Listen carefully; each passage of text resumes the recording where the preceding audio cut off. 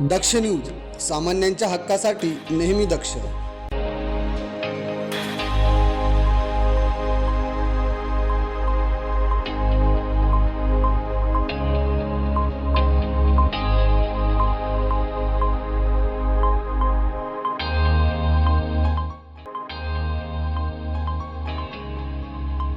निफाड तालुक्यातील धारणगाव खडक येथे नव्याने उभारण्यात आलेल्या श्री कामाक्षा माता मंदिराचा प्राणप्रतिष्ठा सोहळा मोठ्या उत्साहात आणि भक्तिमय वातावरणात पार पडला. यावेळी पंचकुंडात्मक शतचंडी यागासह अखंड हरिनाम सप्ताहाचं आयोजन करण्यात आलं होतं. या दरम्यान विविध धार्मिक विधी, यज्ञ, पूजा तसेच भजन कीर्तनांनी परिसर पूर्णपणे भक्तिमय झाला होता. या मंदिरात श्री कामाक्षा माता, दशमहाविद्या नवनाथ तसेच बडे बाबा मच्छिंद्रनाथ यांसह विविध देवांची प्राणप्रतिष्ठा करण्यात आली आहे.